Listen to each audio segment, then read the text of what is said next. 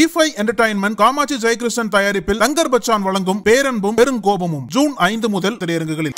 Summer holidays வந்தாச்சு, நம்ம GT ஹாலிடேஸும் வந்தாச்சு. GT holidays, South India's #1 travel brand. Meenakshi Faculty of Arts and Science for Women at KK Nagar, Chennai. BCom, BSc, BA, BBA, BCA and Viscom. Apply now. குன்றம் காக்க குமரன் காக்க அப்படின்னு June 22ல Hindu முன்னணி சார்பில் ஒரு மாநாடு இங்கே ரெடி ஆகிட்டு இருக்குது. அது வந்து அரசியலுக்காக அப்படின்னு ஒரு பக்கம் சர்ச்சை எழுந்தாலும் இன்னொரு பக்கம் அதுக்கு கவுண்டர் அட்டாக் கொடுக்குற விதத்தில் தமிழர் மீட்பு மாநாடு, அதாவது தமிழ் கடவுள் தமிழருக்கே அப்படின்னு அதே ஜூன் 29ல இன்னொரு மாநாடு நடத்தப்படுது. இது வந்து அரசியல் அரங்கத்திலையும் பெரிய அளவில் பேச பொருளா மாறி இருக்கு. அதற்கு பின்னணியில பல நுணுக்கமான விஷயங்கள்லாம் இருக்கு. அதுல இந்த மாநாடு அதனுடைய பின்னணி வெறுமனே அரசியல் கடந்து பல விஷயங்கள் பேசப்படுது. அதையெல்லாம் ஒன்றா திரட்டி நம்ம பேச போறோம். அதே மாதிரி RCB அந்த கூட்ட நெரிசல்ல பலியான 11 பேர் சம்பந்தப்பட்ட விவகாரத்துல முக்கியமான ஒரு விஷயம் நடந்திருக்கு. முக்கியமான ஒரு நபரை கர்நாடக முதல்வர் இப்ப சஸ்பெண்ட் பண்ணியிருக்காரு. அதனுடைய பின்னணி எல்லாத்துக்கும் இவர் தான் காரணம், CM கூடவே இருந்து இந்த வேலையை பார்த்திருக்காரு அப்படின்னு சொல்லப்படுது. அது குறித்து விரிவா பேசிடுவோம். Welcome to sensation.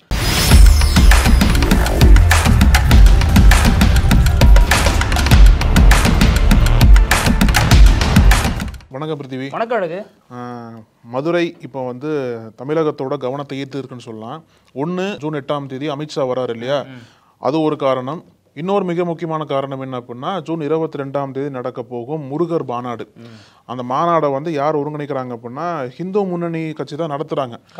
ஆமா, ஆனா அவரோட சேர்ந்து பாஜகவினர் எல்லாம் சேர்ந்து இந்த ஒரு மாநாடை ஒரு அரசியல் விழாவா நடத்துறதுக்கு ட்ரை பண்றாங்க. அப்படின்னா சட்டமன்ற தேர்தல் வர்றதுக்கு முன்னாடி தென் மாவட்டங்களில் பாஜகவோட பலத்தை நிரூபிக்கணும், பாஜகவுக்கு ஆதரவை அதிகமாக ஏற்படுத்தணுன்றதுக்காக இந்த ஒரு மாநாட்டை வந்து பாஜகவும் சேர்ந்து பண்றாங்க. இதில் ஹைலைட் என்ன அப்படின்னா, இந்த ஆண்டு அந்த ஜனவரி பிப்ரவரி காலகட்டத்தில் பார்த்தோம்னு வச்சுக்கோங்களேன், திருப்பரங்குன்றத்தில் எவ்வளோ பெரிய பிரச்சனையாச்சுன்னு தெரியும் நமக்கு.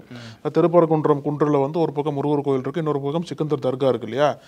இதை வந்து இதை கையில் எடுத்த பாஜகவினர் அப்போவே வந்து போராட்டம்லாம் பண்ணி இது ஒரு மத கலவரத்தை ஏற்படுத்த முயற்சி பண்ணாங்கன்னு சொல்லிட்டு பல குற்றச்சாட்டுக்கெல்லாம் இங்கே எழுப்பப்பட்டது.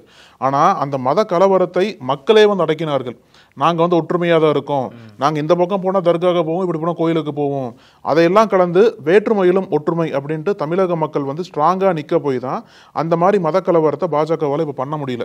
அது வந்து அப்பயே அது ஓஞ்சு போச்சு. மீண்டும் ஒரு வாய்ப்பை பயன்படுத்தி அதே மதுரையில் திருப்பரங்குன்றத்தில் இந்த முருகர் மாநாடு நடக்க போகுதுன்னு சொல்றாங்க.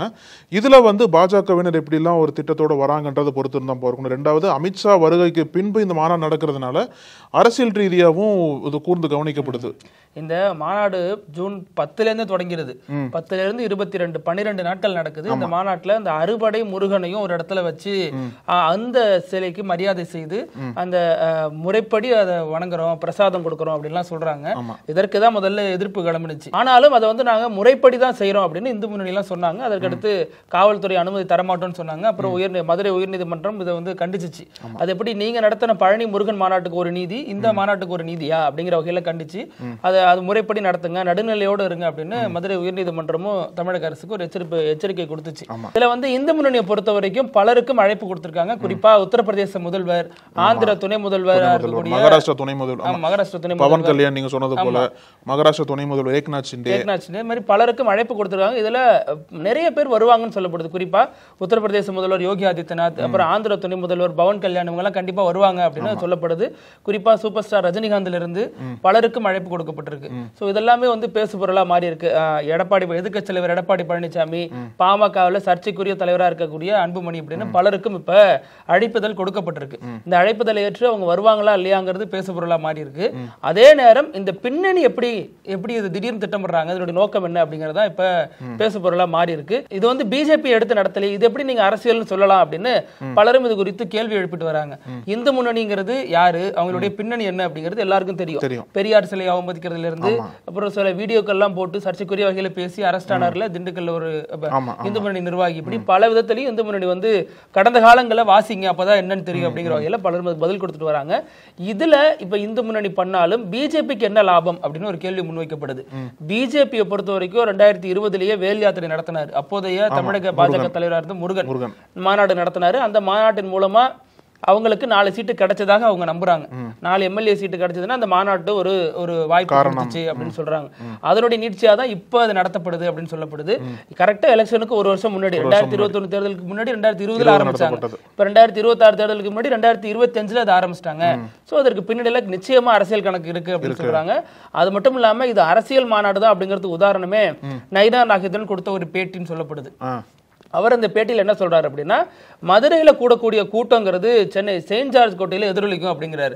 அப்போ நீங்களே டைரக்டா பாலம் போட்டு சொல்றீங்க, அதனுடைய பின்னணி அரசியல் தாங்க சொல்றீங்க அப்படின்னு டைரக்டா ஒரு பாயிண்ட்க்கு வந்துட்டாங்க. இதுல குறிப்பா பிருத்திவி அழைப்பிதழ் பத்தி சொன்னீங்க இல்லையா, அதுல குறிப்பா நீங்க சொன்னது போல பவன் கல்யாண் கொடுக்கப்பட்டிருக்கு, எடப்பாடி பழனிசாமி கொடுக்கப்பட்டிருக்கு. அதையும் தாண்டி திமுகவினருக்கு இந்த அழைப்புதல் போயிருக்கு. குறிப்பா சொல்லணும் அப்படின்னா அமைச்சர் சாத்தூர் ராமச்சந்திரன் இருக்காருல்ல, அவருக்கும் அழைப்பு கொடுத்திருக்காங்க. முதலமைச்சருக்கு கொடுக்க போறோம்னு சொல்றாங்க. மனைவிக்கு கொடுப்பாங்க சொல்லப்படுது. ஆனா இது என்ன சொல்றாங்க அப்படின்னா, இது மதத்தை கடந்து அனைவரும் ஒன்றா திரண்டு வரக்கூடிய ஒரு விழாவா இருக்கிறதுனால எல்லாத்துக்கும் கொடுக்குறோம்னு சொல்றாங்க. இதே கேள்விதான் இந்து சமய அறநிலைத்துறை அமைச்சர் சேகர் பாபுட்ட வச்சாங்க. உங்களுக்கு அழைப்புதல் கொடுக்குறோம்னு சொல்றாங்க, கொடுத்தா நீங்க கலந்துப்பீங்களான்னு.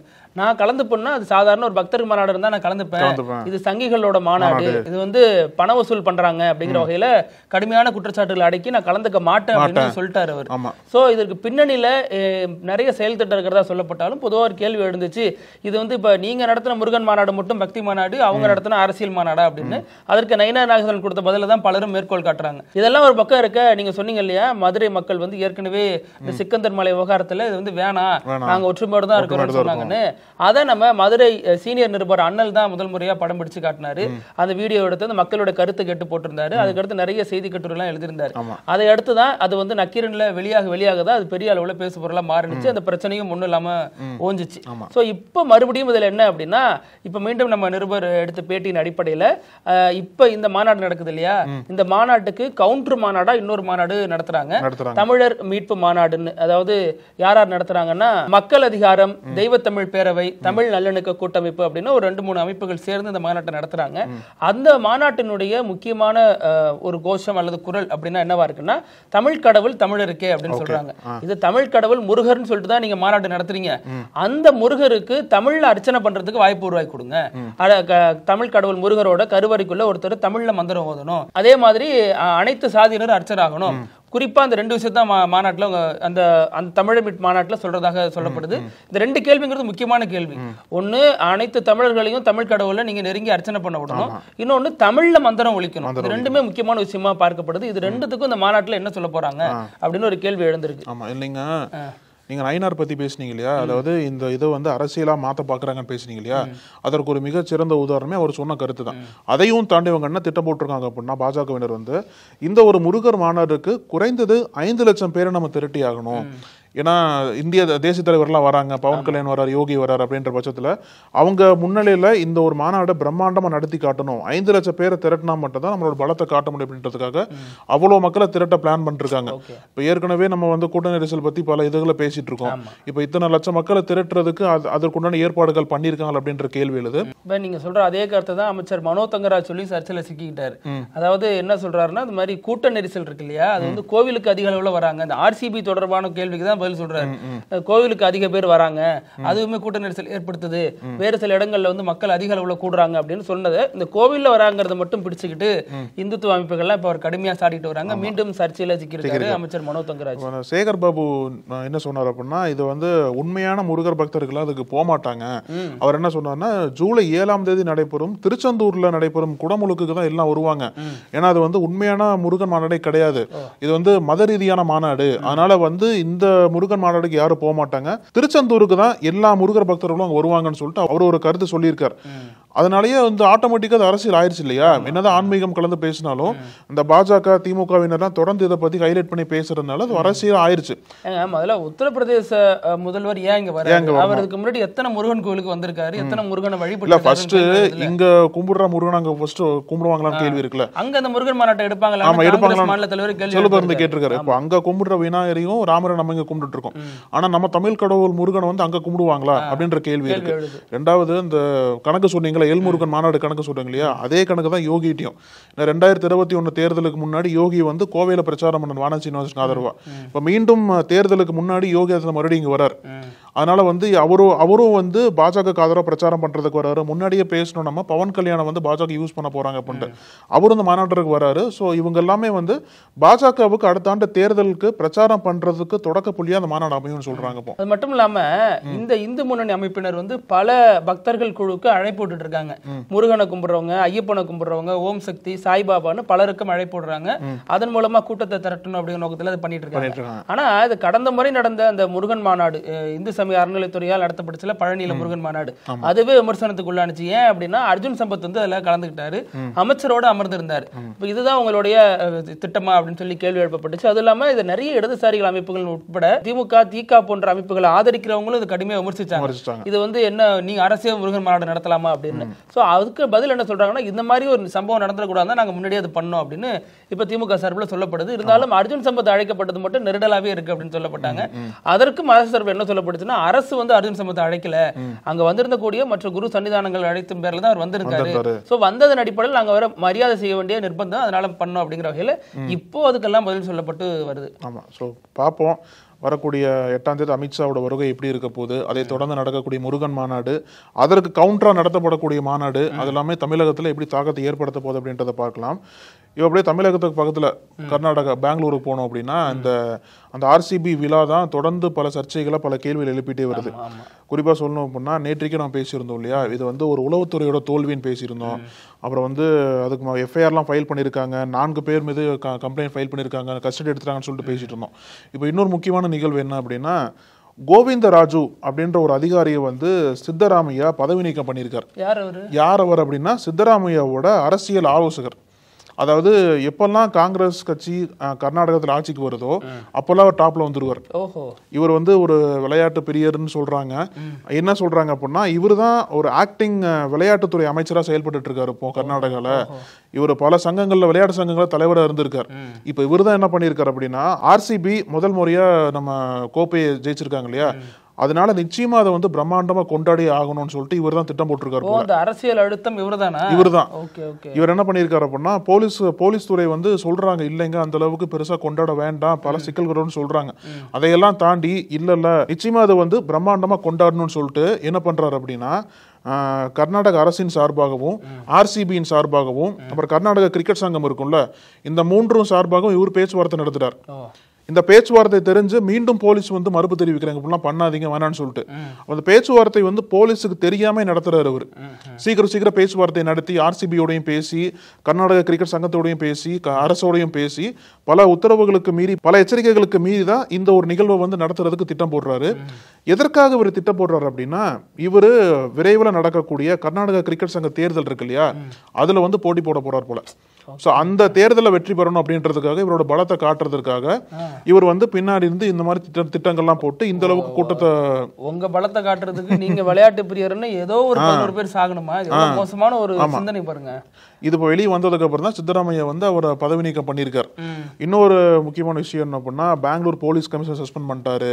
அப்புறம் நம்ம நேத்திக்கே பேசின ஒரு உளவுத்துறை தோல்வி அப்படின்ட்டு இப்போ உளவுத்துறை தலைவரும் சஸ்பெண்ட் பண்ணப்பட்டிருக்கார். அப்ப கடைசியா வந்து சித்தராமையா தான் அது சஸ்பெண்ட் ஆகிக்கணும், அவரே ரிசைன் பண்ணிட்டு போகணும். ஏன்னா எல்லாம் வந்து முற்றுறது முதல்வர். ஆமா, ஏன்னா எல்லாருமே அவங்களுக்கு நெருக்கமானவங்க இல்லையா. இப்ப சாதாரண இன்ஸ்பெக்டரோ சஸ்பெண்ட் பண்ணிட்டு இவர் தன்னை காப்பாத்திக்கிறாரான்னு ஒரு கேள்வி எழத்தானே செய்யும். ஏன்னா சாதாரண இன்ஸ்பெக்டர் கிடையாது சஸ்பெண்ட் பண்ணவங்களா, எல்லாம் அவங்களோட ஆலோசகர், உங்க கீழே டைரக்டா பணியாற்றக்கூடிய போலீஸ் அதிகாரிகள் தான் சஸ்பெண்ட் பண்ணிருக்கீங்க. அப்ப வந்து அரசாங்கத்தோட தோல்வியை தான் பார்க்கணும்.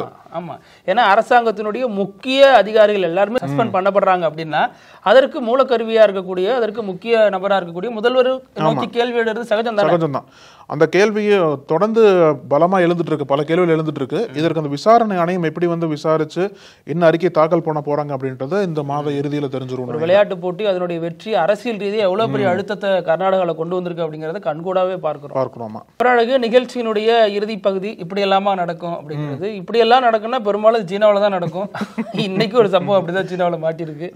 என்ன அப்படின்னா, சீனாவில் இருக்கக்கூடிய பெண்கள் புதுவிதமான ஒரு டெக்னிக்கை கண்டுபிடிச்சிருக்காங்க. அதை நம்ம ஆழ்வார்பேட்டை ஆண்டவர் ஏற்கனவே சொல்லிட்டாரு, கட்டிப்பிடி வைத்தியம் தான். என்னன்னா மேன் மாம்ஸ் அப்படிங்கிற பேர்ல வச்சு அதுக்கு அழைக்கிறாங்க.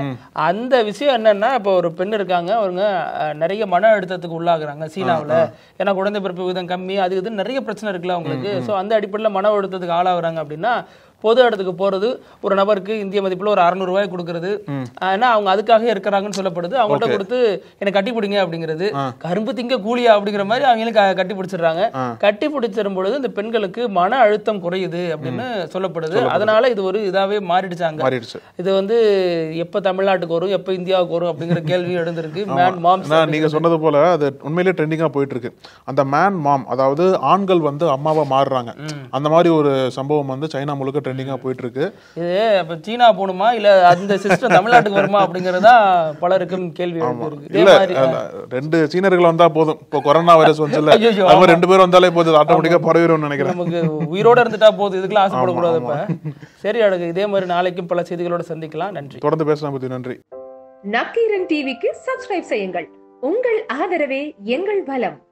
ஆசிரியர்களுக்கு நண்பனாகவும் மாணவர்களுக்கு ஆசானாகவும் திகழும் தேர்வு வழிகாட்டி. ஒவ்வொரு பாடத்திற்கும் அனுபவமிக்க ஆசிரியர்களின் துல்லியமான தெளிவான விடைகள். CNC இருக்கு, தேர்வு பயம் எதற்கு?